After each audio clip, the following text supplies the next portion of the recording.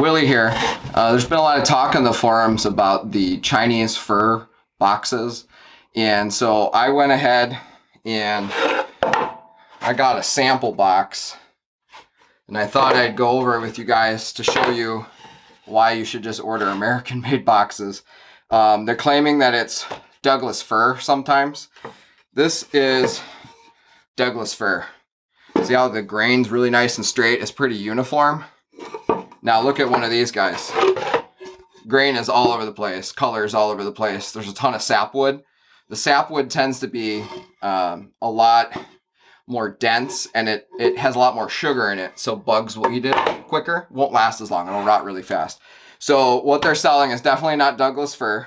What they're selling is Chinese fir. So it's in the cypress family, so it sounds like it would be a good box to have. Unfortunately, like a lot of the wood that we used to have, like the old growth cypress or the old growth red cedar, it's really only water resistant when it's old growth. And so I'm going to show you a close-up of one of these boards, and you can see how they have tongue and grooved and glued 3 or 4 pieces together there. And we'll get a close-up shot so you guys can see that. All right.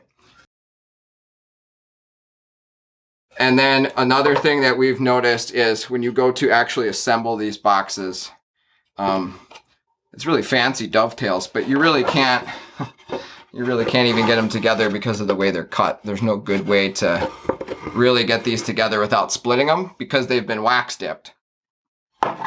Now, let me show you something about this wax dip. Can you see this?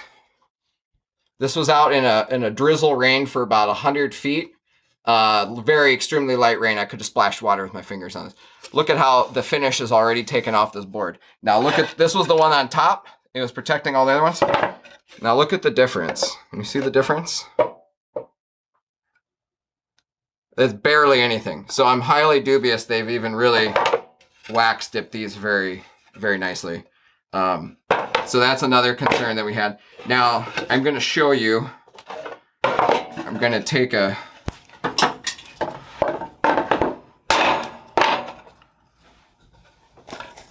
They didn't even cook in at all. Can you see the wood? It's completely dry inside. So that means it was not actually cooked in the wax. It was probably painted or sprayed on, which is why it just washed right off. And you can see this tongue and groove joint. There's no glue or anything. It looks like it got pounded together tight. So if you're anywhere up north and you're gonna get a little bit of rain, it's gonna freeze in this crack, and it's going to push it right apart. Any of the commercial guys, hit it with the forklift, you can kiss this thing goodbye. There's 3 pieces here, and this only got wet for about 30 seconds, and that's what it did to it. And you can see all of these boards. Look, it's not even all the way sealed here in this corner. It's coming apart already, and you can see all the seams. So edge glued wood is not the way to go because it's kind of rough for anything that you're going to be doing. All right, so when you get a box, you're gonna want a box that's one piece of board. Okay, see how it's nice and mostly clear? You don't want knots that are gonna fall out. And it's what's called a box cut. And you can see it's just square. So you can pop these guys right together. You don't have all those weird angles to try and get the box together. And you can just take a rubber mallet or your hands, put it together. So that's what you want. You want a one-piece board. So whether you buy it from us, which is highly recommended, or you buy it from somewhere else, you do not need Chinese in your operation. So I did find one good use for these. It's getting cold outside, so I figured it's good to keep me warm.